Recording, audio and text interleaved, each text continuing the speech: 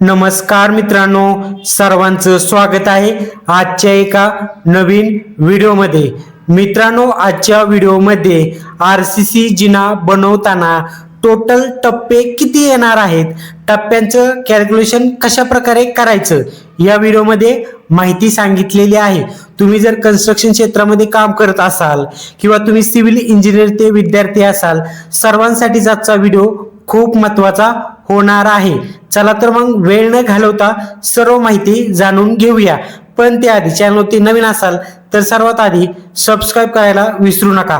आपल्या या चॅनलवरती कन्स्ट्रक्शन विषयी, वास्तुशास्त्र विषयी सर्व माहिती सांगितली जाते। मित्रांनो, उदाहरणासाठी तुमच्या समोर एक जिना दाखवलेला आहे। हा जिना टोटली स्टेट जिना आहे। ज्यावेळेस एखादं बंगल्याचं काम असतं आणि बाहेर जिना असेल तर अशा प्रकारे जिना असतो। ज्यावेळेस जिना आत असेल तर 2 स्टेप मध्ये जिना येतो, 3 स्टेप मध्ये जिना येतो, 4 स्टेप मध्ये जिना येतो। तो व्हिडिओ तुम्हाला नंतर मिळून जाईल। फक्त या व्हिडिओमध्ये जर बंगल्याचं काम असेल आणि जिना जर बाहेर असेल, डायरेक्टली अशा प्रकारे स्टेट असेल तर तुम्ही टोटल टप्पे किती येणार आहेत, टोटल जिना बनवताना माप किती घेतले पाहिजे या व्हिडिओमध्ये माहिती सांगितलेली आहे। तुमच्या समोर जो जिना दिसत आहे, टोटल या जिन्याची जी टोटल उंची आहे ते 10.5 फूट उंची आहे। आता 10.5 फूटच्या ठिकाणी 11 फूट असेल, 12 फूट असेल किंवा किती जरी फूट असेल तरी टोटल तुम्ही टप्पे किती बसणार आहेत, टोटल या कोपऱ्यापासून या कोपऱ्यापर्यंत किती माप घ्यावे लागणार आहे, माहिती तुम्हाला या व्हिडिओमध्ये मिळणार आहे। तुम्हाला काय करायचे आहे, सुरुवातीला जी तुमची टप्प्यांची जी साईज आहे, टप्प्यांची उंची किती आहे, एक मी जिथून जिना दाखवलेला आहे तुम्हाला, या टप्प्यांची जी उंची आहे एक साधारणतः 7 इंच धरलेला आहे आणि पाय ठेवतो आपण जिन्यावरती, तो टप्पा एक 10 इंचचा ठेवलेला आहे। आता या साईज नुसारच सर्वीकडे जिना असतात। पण समजा काही वेळेस जर 8 इंचाचा असेल किंवा 8.5 इंचाचा असेल असं असू शकतं, पण नॉर्मली 7 इंचाचं असतं जिना जो बनवतो आपण टप्पा, तो आणि पाय ठेवतो तो टप्पा जिन्यावरती, तो 10 इंचाचं नॉर्मल या रेंजमध्ये माप असतात। हे तुम्हाला सुरुवातीला डिसाईड करायचं आहे। आता काय करायचं आहे, कॅल्क्युलेशन कशा प्रकारे करायचं आहे, टोटल उंची किती आहे, 10.5 फूट उंची आहे, म्हणजे फुटामध्ये माप दिलेलं आहे। याचं तुम्हाला इंच मध्ये रूपांतर करायचं आहे।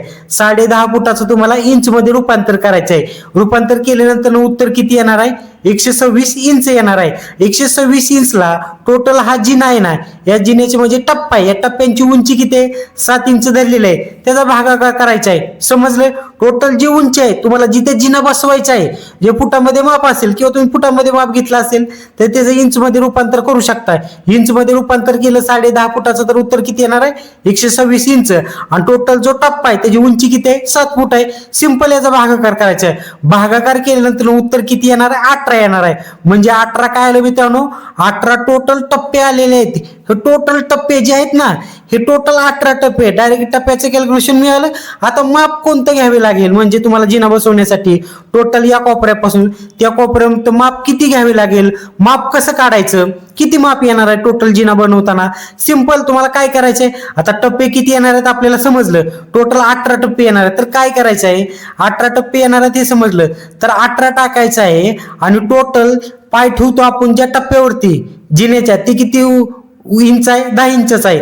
तर सिंपल काय करायचं आहे, 18 टप्पे आहेत त्याचा गुणाकार 10 इंच बरोबर करायचा आहे। म्हणजे हे जे माप दिलेलं आहे टप्प्याचं त्याच्या बरोबर गुणाकार करायचं। सिंपल उत्तर किती येणार आहे, 180 इंच येणार आहे।